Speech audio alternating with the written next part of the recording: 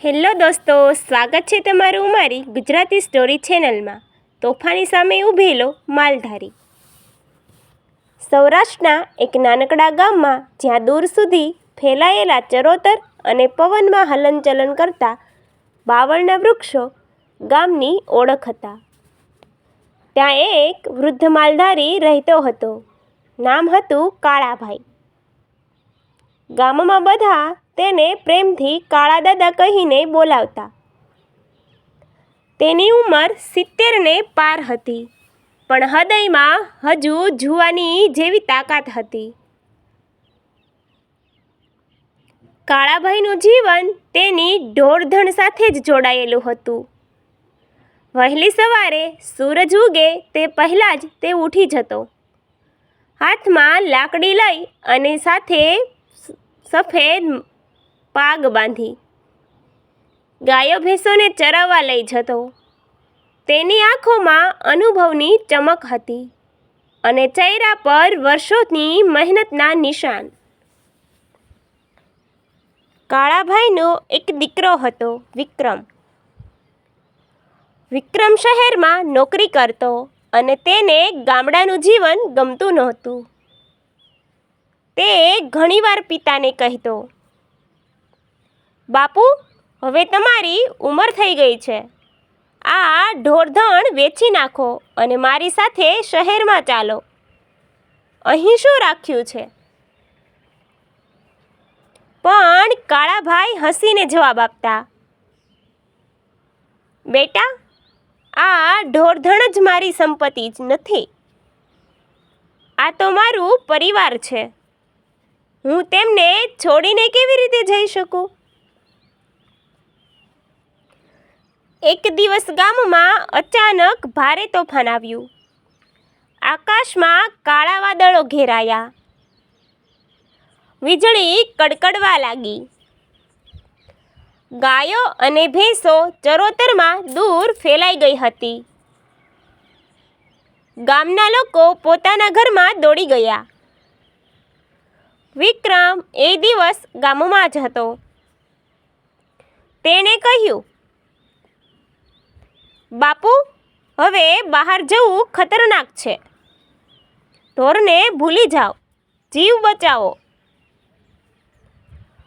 પણ કાળાભાઈનું દિલ માનતું નહોતું. મારા ઢોર પણ જીવ છે બેટા. તેઓ ડરી રહ્યા હશે. હું જઈશ. વૃદ્ધ ઉંમર હોવા છતાં કાળાભાઈ લાકડી લઈને તોફાનમાં નીકળી પડ્યા.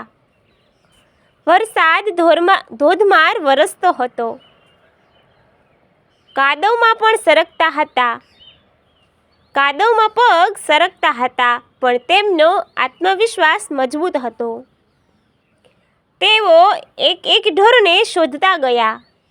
ક્યાંક કોઈ ઝાડ નીચે ભેંસ છુપાઈ ગઈ હતી, તો ક્યાંક એક નાનું વાછરડું ખાડામાં ફસાઈ ગયું હતું.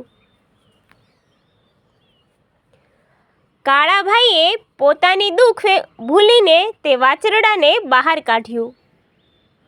પીઠમાં દુખાવો થતો હતો. શ્વાસ ફૂલતો હતો, પણ ચહેરા પર સંતોષ હતો. વિક્રમ દૂરથી પિતાને જોઈ રહ્યો હતો. વરસાદમાં ભીંજાયેલા, કમજોરી છતાં હિંમતથી ભરેલા પોતાના પિતાને જોઈ તેની આંખોમાં આંસુ આવી ગયા. તેને સમજાયું કે આ માત્ર ઢોરધણ નથી, પણ પિતાના જીવનનો શ્વાસ છે. ઘણા કલાકોની મહેનત પછી કાળાભાઈ બધા ઢોરને સુરક્ષિત રીતે ગામમાં લઈ આવ્યા.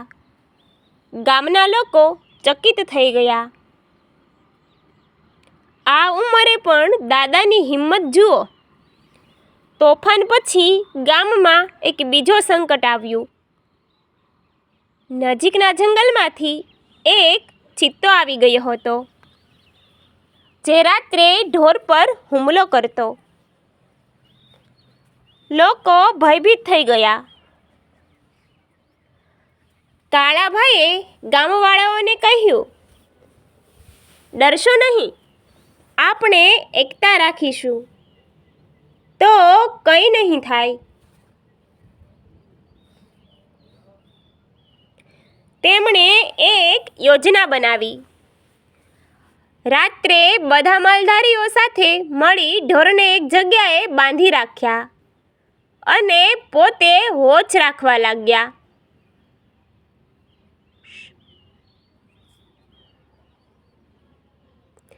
એક રાત્રે ચિત્તો આવ્યો.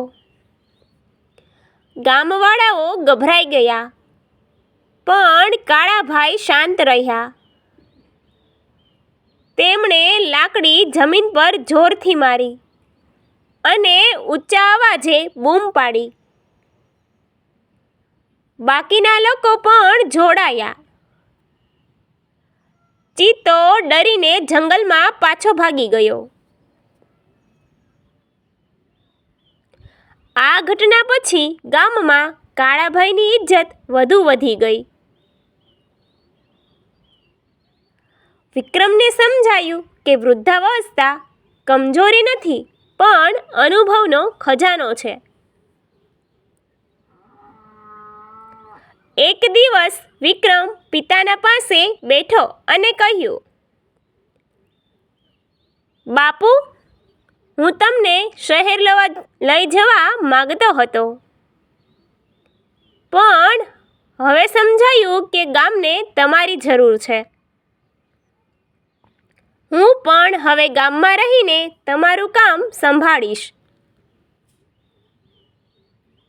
કાળાભાઈની આંખોમાં ખુશીના આંસુ આવી ગયા. બેટા, જીવનમાં પૈસા કરતાં પ્રેમ અને જવાબદારી મોટા હોય છે. સમય પસાર થયો.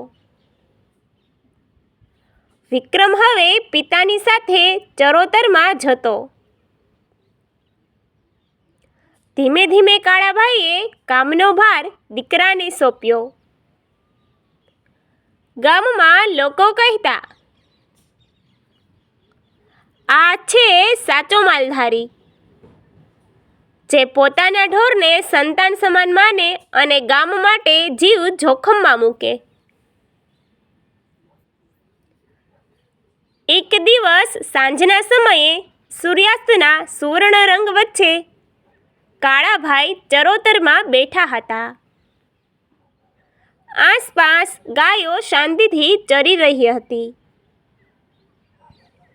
વિક્રમ તેની બાજુમાં બેઠો હતો. કાળાભાઈએ ધીમે અવાજે કહ્યું,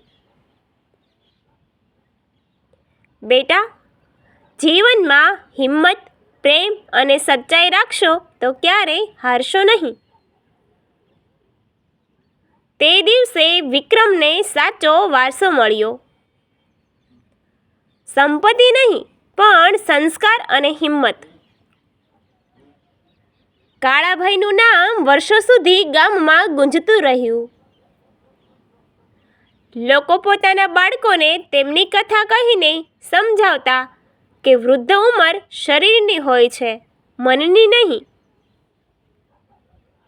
અને જે માણસ પોતાની ફરજ પ્રત્યે સચ્ચો હોય તેને દુનિયા સલામ કરે છે. અનુભવ અને જવાબદારી જીવનના સૌથી મોટા ખજાના છે. વૃદ્ધોનો સન્માન કરવો જોઈએ, કારણ કે તેઓ જીવનનો જીવતો પાઠ હોય છે. હિંમત અને પ્રેમથી કોઈ પણ મુશ્કેલીનો સામનો કરી શકાય છે. Thank you. અમારી ચેનલને લાઈક, શેર અને સબસ્ક્રાઈબ કરવાનું ભૂલતા નહીં.